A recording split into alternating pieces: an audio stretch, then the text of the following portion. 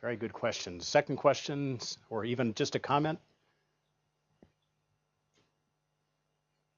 All right, Rebecca, we're going to turn it over to you. Thanks. So as Josh was just saying, what's distinctive about human intelligence is not just its speed or capacity, but our ability to go beyond the visible statistics of our environment to infer the hidden causes that explain what we see. So only one of these pictures of wildflowers makes you infer the presence of an invisible person. And similarly, when we see something complicated or surprising, the invisible cause we most often infer is another person, or at least another mind. So think about crop circles, or intelligent design, or my favorite, an Inuit word that means someone seen from afar off and blamed for otherwise inexplicable circumstances. So in a real sense, human intelligence is intelligence about humans. And correspondingly, if you look inside the brain of a human adult, you find that in addition to the older brain regions that we share with other animals and that we use for seeing, hearing, feeling, and for controlling our movements, humans also have another distinctive set of brain regions that we're only discovering now through modern neuroimaging technology, and whose functions are specifically related to other people, to recognizing their faces and voices, seeing their actions, and understanding their emotions.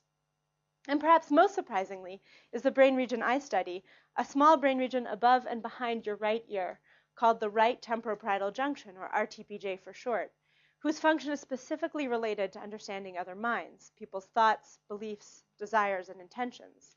These data come from a group we call normal human adults. They're MIT undergraduates. So this capacity to think about other people's minds is a distinctive feature of human intelligence.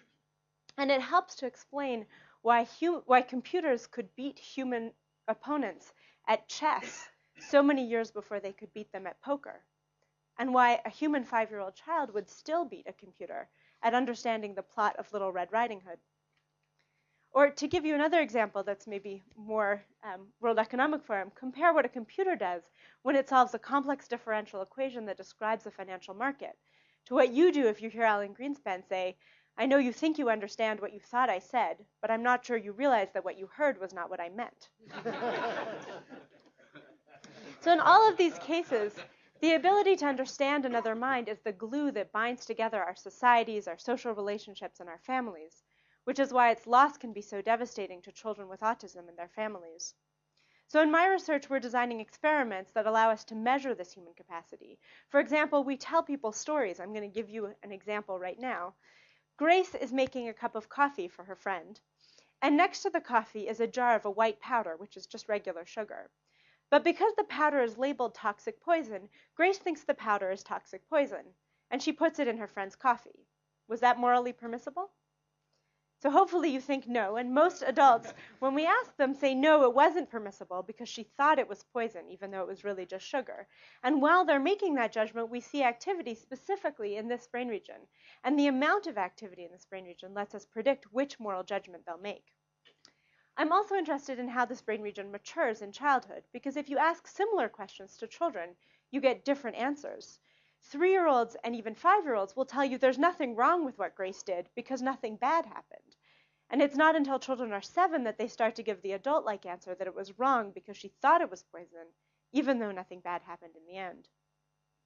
And even in adults, if we temporarily disrupt function in this brain region by passing a magnetic pulse through their skull with a tool called transcranial magnetic stimulation, we can temporarily change the moral judgments that they make, making them more like the younger children, shifting attention away from Grace's thoughts and intentions and towards the actual consequences. So recently, I've also been interested in how similar processes happen outside the lab, how we use our RTPJ to decide who's honest or dishonest, who to blame and who to forgive, or if something bad happens, who was responsible based on what they knew and when they knew it. I'm also interested in how we use the same systems to make decisions about our own actions, because recent research in psychology suggests that when people are deciding whether to cheat or whether to be corrupt, they're paying attention not only to the economic incentives or to the chance of being caught, but to what they think other people are doing, whether they think other people are doing it, and also to their self-concept, how the action will appear to themselves. And then finally, for me, the research challenge is to connect these questions with all the other themes in this issue, to understand how a group of neurons wired together in a connectome can construct something as abstract as the idea of another mind. Or on the other hand, what happens when you get many brains like this linked together, all thinking about each other? What new levels of complexity emerge? And that's the theme of the next 2 talks. Thank you. Thank you. So, Rebecca, we did understand what you said, and with that is